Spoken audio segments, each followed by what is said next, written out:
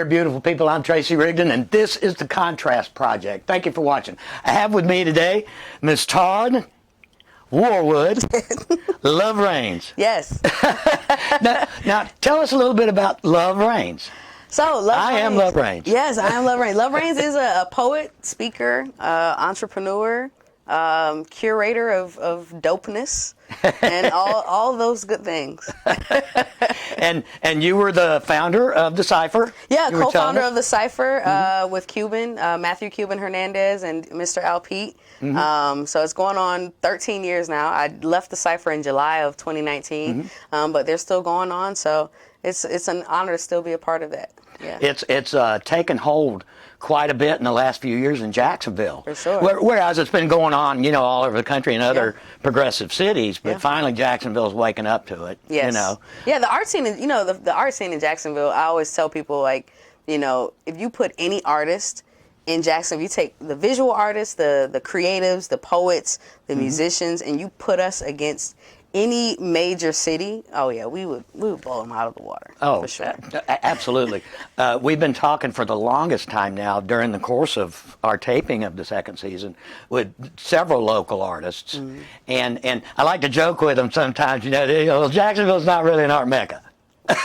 It really is, yeah. But it is. It is. It is. Yep. So we may not have some of the big glitzy galleries that they have in some other cities. I mean, we have a couple of really nice galleries.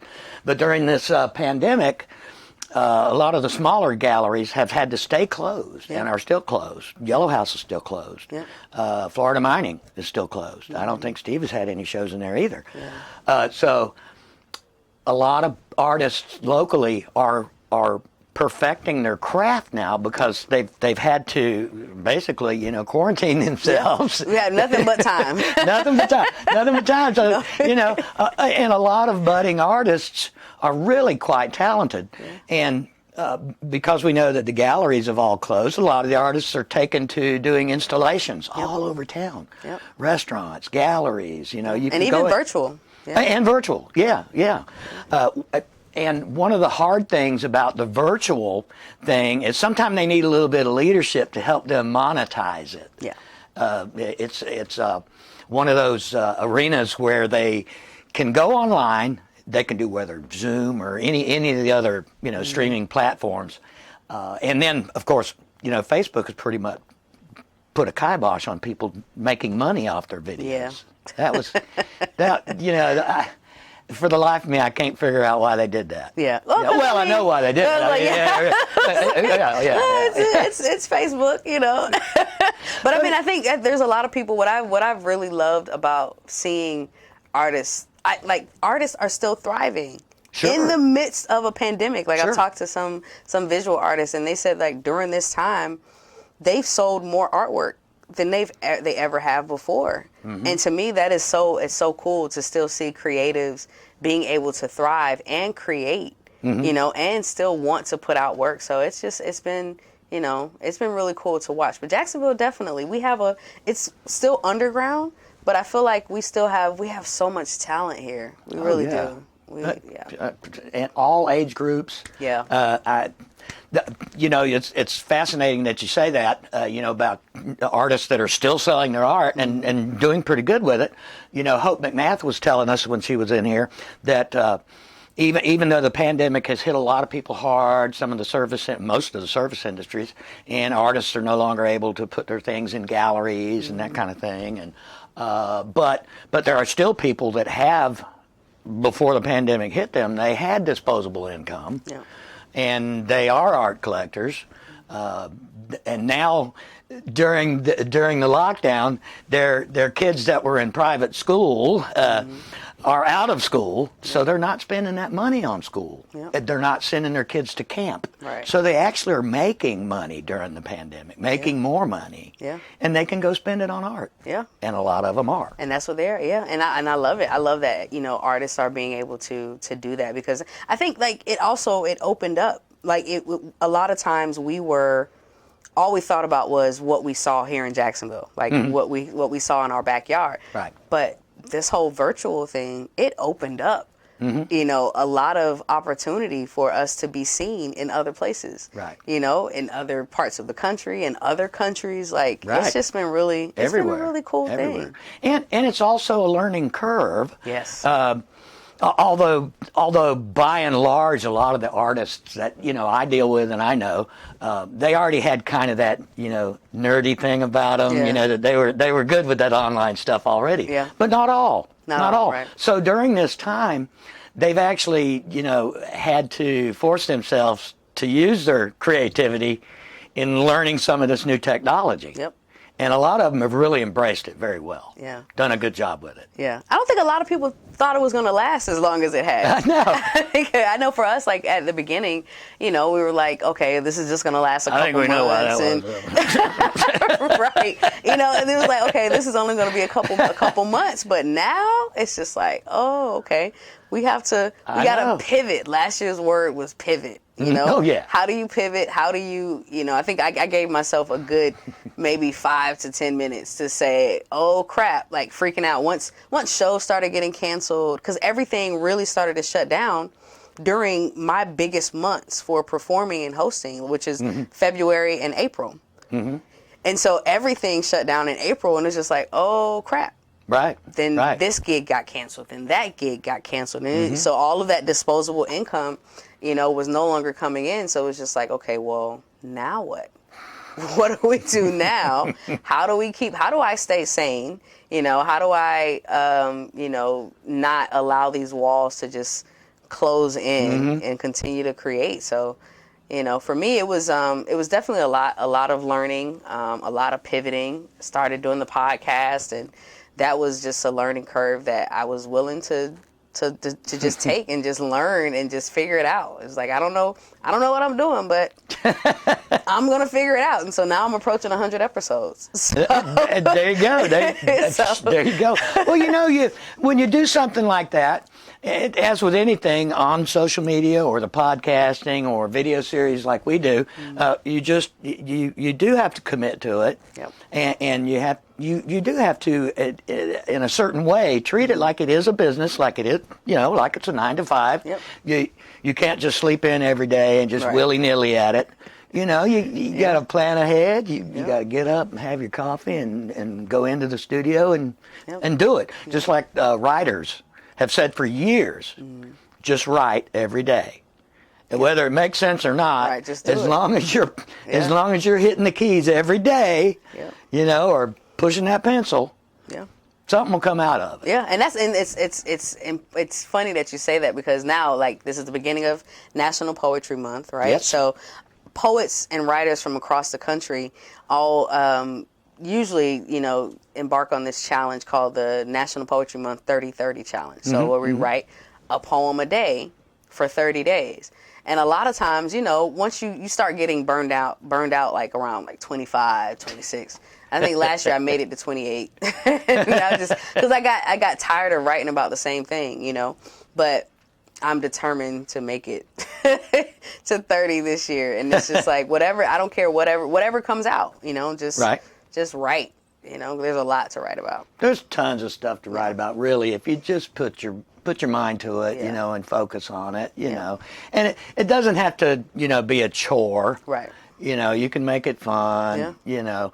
Have you ever been involved with or heard of the Ancient City Poets? I have. I heard of them. We had one of our guests in here as a teacher at the Foundation Academy. Oh, nice. Okay. Kendall Schmidt. And she's also a member of the Ancient City Poets. And she actually lives right around the corner here somewhere. Oh, nice. And she, at the time, Ancient City Poets was meeting at the Corazon Theater down there in St. Augustine. But since the pandemic, they started, you know, just closing off the doors, and they couldn't go in there. And then eventually, Corazon, been there for like 30 years, maybe more. They actually had to shut it down. Wow. They had to shut it down because it just wasn't cutting it. So the Ancient City Poets now, they still don't have another physical location. So they're all meeting on Zoom. They have these Zoom and I watched a few of them, and they just fill the screen up. There's a whole bunch. They're all there, you know, and they read their poetry, you know, And at least they're still getting together. Yeah. At least they're. Chris Boder. Yeah. He runs it, and he's written a couple of books, but he keeps the gang together. Yeah. He's the cheerleader. Yeah. That's awesome. I mean, but it's necessary, right? Like we have to, because if we don't, then we're gonna drive ourselves crazy. You know what I mean? If we don't have those, because a lot of times, like, one of the things that I kept talking about, that I talked a lot about with my guests on my podcast, because I started the podcast based off of conversations between Nikki Giovanni and James Baldwin. And I thought it was really cool how, because their conversation took place in the 70s. So I was like, it would be really cool to do something like that with today's creatives, right? So a lot of times when I was talking to the creatives, one of the things that just kept ringing was, we used a lot of, like, audiences don't realize that we use them as therapy a lot of times. For sure. When we do open mics or we do shows and we perform, the audiences are like, they're our therapists. So pandemic comes in and takes all that away. Now what? Like, what do you do now? So it's been interesting that I'm thankful for people that have continued to do stuff like on Zoom and continue the open mics and the virtual open mics on Instagram and Facebook and all that stuff. A lot of people, more people were on Instagram just because there was like less restrictions. But then on Instagram, you can only do it for an hour on live, because then you'll get cut off. But then just start it right back up. Sure. I really like Instagram. Yeah. You have to post a lot more than you would on Facebook. Well, and then you got Twitter. You got to post like constantly. I'm still trying to figure Twitter out. I use TweetDeck when I want to follow Twitter. So I've got like 6 different streams going at the same time. I mean, it's going so fast, you can't keep up with it. It's just ticking right along. Yeah. You post something 1 minute and it is gone in 30 seconds. Yep. It is gone. Have you gotten into TikTok yet? We were just talking about that recently. I do have it on my phone. Right. But I haven't done one video on it. And my sister loves it. She loves it. She's more of a watcher. Okay. She watches all those crazy videos, because everybody tries to be a comedian on TikTok, But businesses are using them. Yeah. Businesses are using TikTok. There are several TikTok accounts that got well over 1 million followers. Yeah. And that's amazing for such a young app. It is. But I'm still, I don't know. TikTok is weird. Like, it is. And then the fact I'm not knocking it. But. No, yeah, I'm not knocking it either. But I fancy myself to be, I wouldn't say I'm a tech guru, but I know how to maneuver a little bit. But when it comes to TikTok, for whatever reason, I just can't. I can't get it. I can upload like old videos, but like to do like an actual TikTok, how they started and it's got filters and all this other stuff. Man, listen, I can't. It's too much. But then my niece, who's 18, she's like, "Yeah, you just do this, do that." And I'm just like, no, it's not. Well, we recently had a local marketer, Tiffany McDonald. You met her, and she has several large clients. And she focuses mainly, we were talking about the TikTok thing, and she says, no, I'm just not into it. and she runs a successful agency, and most of her business is Instagram and Facebook. I mean, it pretty much is it. Yeah. She's on Twitter, and, but the business is really fun. Now, you'll find on Twitter, one thing I'll say about Twitter is you can follow a lot of journalists and things like. If you can actually catch a lot of good news on Twitter, but then there's a lot of crap on there too. You got some comedians on there, that get snarky. Yeah, I still can't get. I think my thing with Twitter, is the character limitation. That's the only thing. Well, it went up from 140 to what, 160? I think so. Yeah, I can't. I've been trying to keep up with that. So, I'll try to post stuff, and I'll post it on Facebook, Instagram, and Twitter, which I just found out. According to my niece, Facebook is now for like the older generation because they don't use Facebook. The demographic has changed. Yeah. And I was like, what? What do you mean? I still use Facebook. Yeah. They're all on on TikTok, but I do watch TikTok, like the videos. Like I've learned a lot, like about the algorithms and different things. I've been able to learn, but I just actually doing a video, other than uploading my own like previously recorded video, I don't know. Well, listen, we've got a lot more to talk about in the next segment. Yes. Okay, you got patience for me? I do. Okay, we'll be right back in a little bit, kids.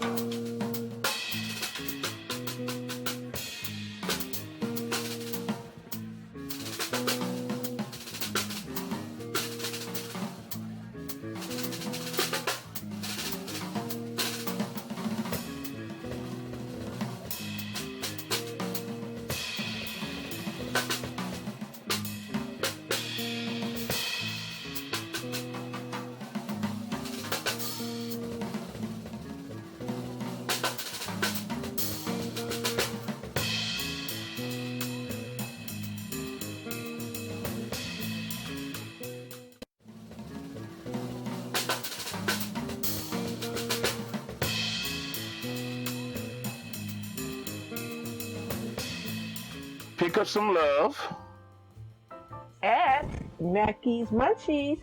Don't forget you can order online at www.mackeysmunchies.com, and we are located at 868 Landing Boulevard. Remember, all signs lead to Mackey's Munchies. Welcome back, kids. I'm here with Taryn LoveReigns Wharwood. Yes. I said it again, didn't I? Yeah, it's okay. She got on to me. She got on to me in the break. I'm bad about it.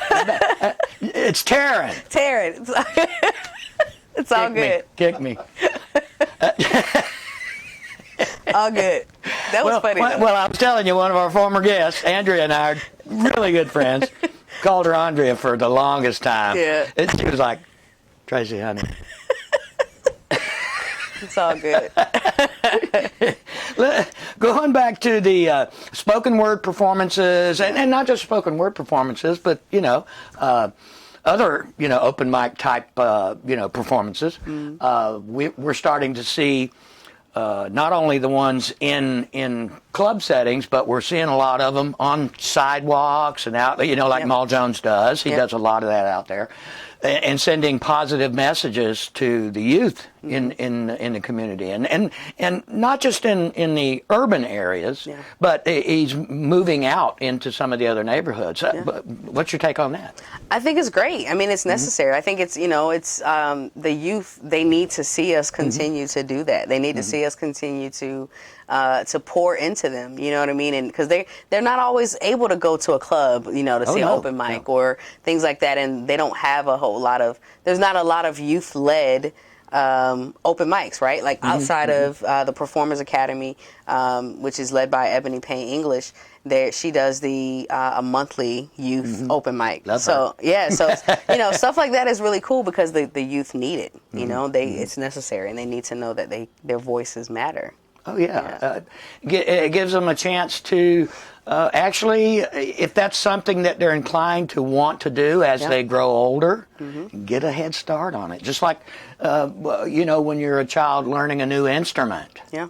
Learning to be comfortable with a microphone in front of people. Yeah, and actually being able to see that you can make a career out of it. Yes. You know what I mean? I mean, when we were younger, it was just like, oh no.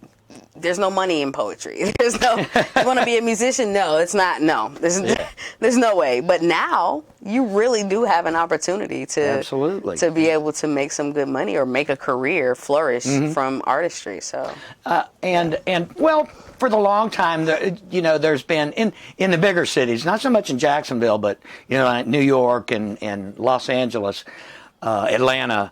There are clubs where they have poetry night. Yeah. Or open readings of books. And some of the public libraries have been doing it for years anyway. A local writer will come in and read a, paragraph or a page or even a chapter out of their book, out in the open. And they usually draw good audiences, really good, and sometimes paying audiences. One of our former guests, local writer Tim Gilmore, he's written, 20-something books, and his articles are fascinating. He's awesome. And all of his stuff is basically housed on his own website, but everybody else shares it. Yeah. So, and he recently did a show at FSCJ that was written by him. and he got to read some of the stuff from the book that started it all. Yeah. And he's a fascinating storyteller. Oh yeah, he is. So so many people can do that. Yeah.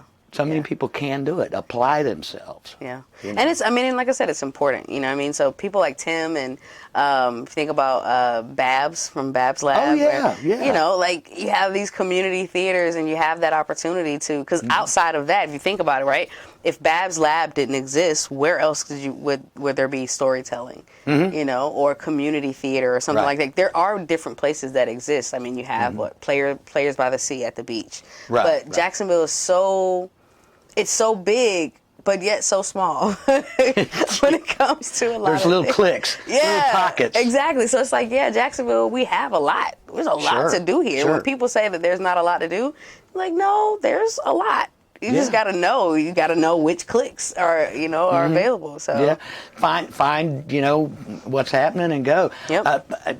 We were talking recently with some people, and I mentioned the fact that when my oldest son and his wife were dating years ago, they were both broke, just starting going to college, both of them, and they just didn't have any money.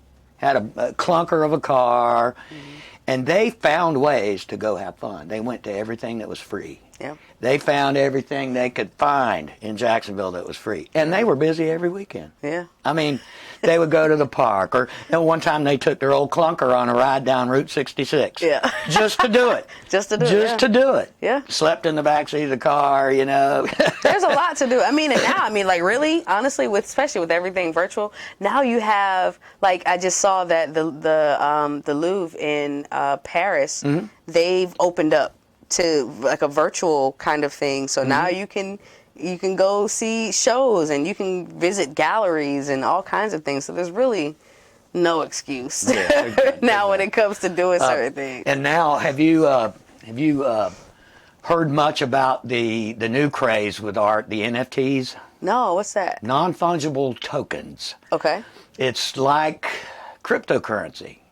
Okay. And the art is digital.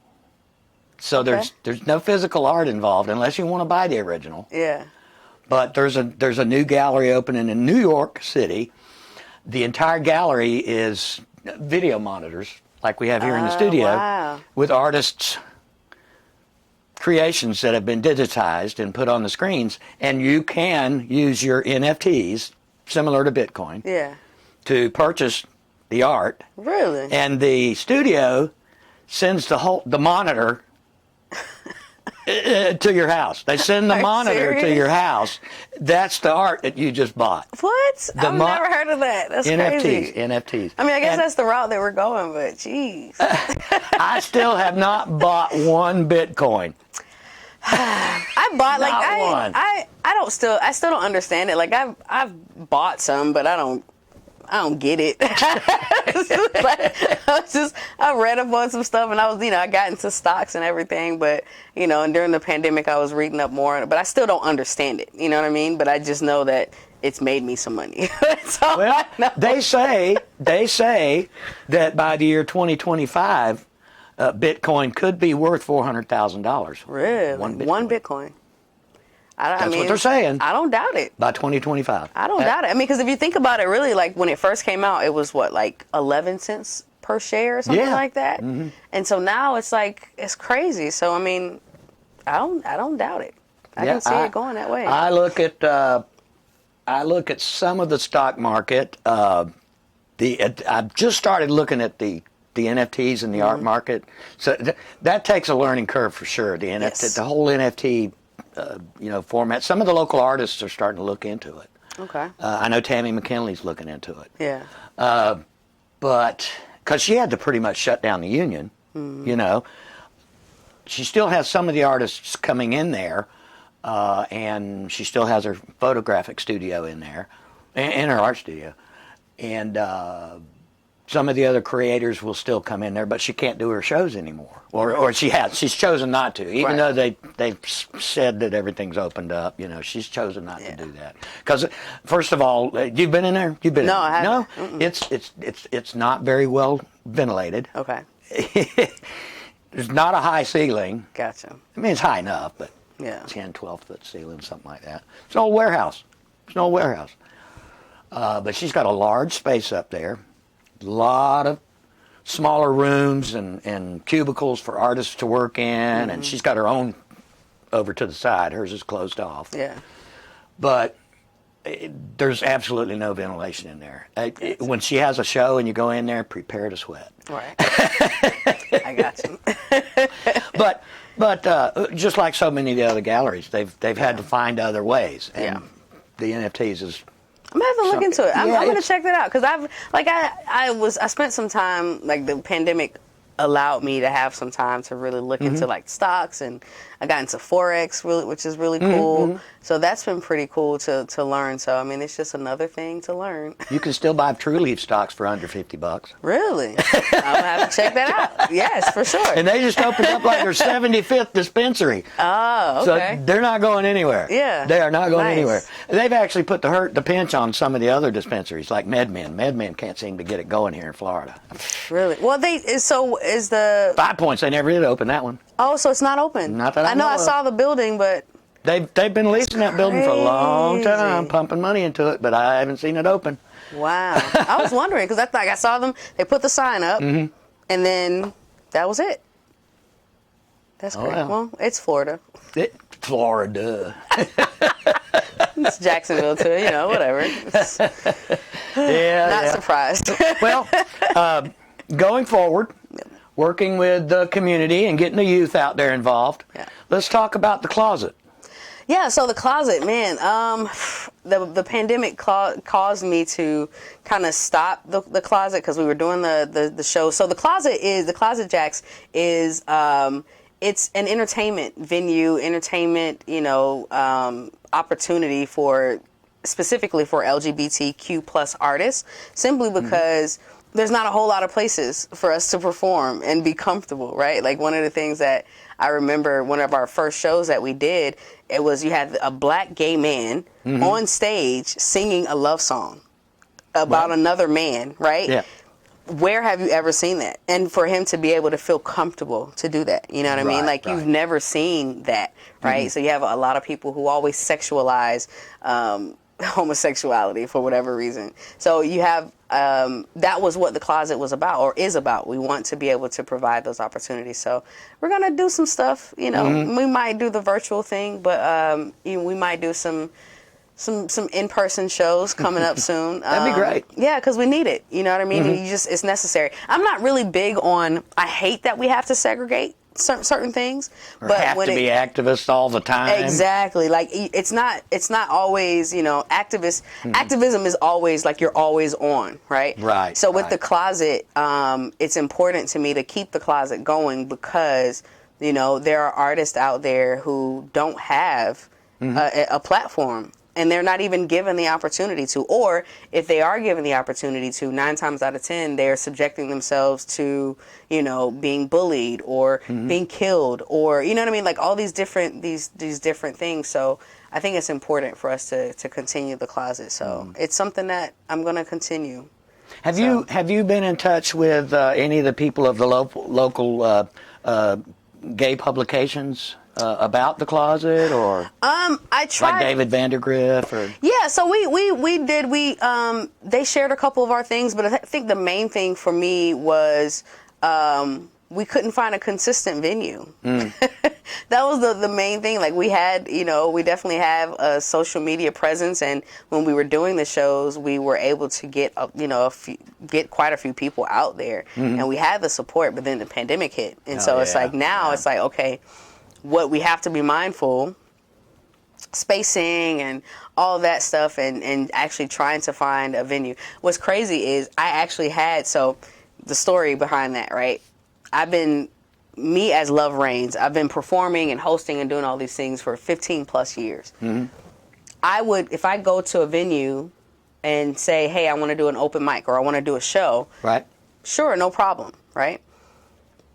I would get no pushback because they know, the kind of events that I do. So as soon as I started doing the closet, the craziest thing happened where some of those same venues would say no. Like, I even had somebody like flat out tell me, no, I can't risk my branding. Simply because it's an LGBT branded event. You know, my sister is gay, and she's a year older than me. And she, as long as I can remember, she has had no problem telling you real quick to get up out of her grill. Yeah. Yeah, I'm gay. You got a damn problem with that? Right. I mean, ultimately, it shouldn't matter. But she's always, like you said, always trying to, she was never all about trying to be the activist all the time. She just wanted to live her life. Exactly. Now, she was married to an attorney, local attorney, who happened to be quite the activist and outspoken and all that, and on the news all the time, and you probably know him, transgendered. But she just hated it. She hated having to go, and they would have cameo shots of her in the background on the news, and she was like, I don't like that. Yeah. I just don't like it. I just want to be me and just and like I said, get up out of my grill. Right. Yeah. I mean, it sucks though. I mean, it sucks that sometimes we're kind of forced into that activism role. Like, I don't mind it. Like, I love it, but then at the same time, like, I was actually having a conversation last night with someone who's just like, it's unfortunate that, especially right here in Jacksonville, where you have to play that role, because it's not like anyone is asking for anything extra. Right. Just simple things, So I mean, to have people say, "Oh, I can't risk my brand," or "Oh, no, I can't have an LGBT event at my place because it's gonna cut into my money." Okay. Well, I tell you, I'm so glad you put up with me for this long. It's been a pleasure, Taryn. Yes. We'll have you back in the third season for sure. Yes, sir, okay? for sure. Listen, you can find the Contrast Project on Facebook, Instagram, like, share, comment. And on our YouTube channel, don't forget to like, share, comment, and smash that subscribe button and hit that bell. Until next time, peace.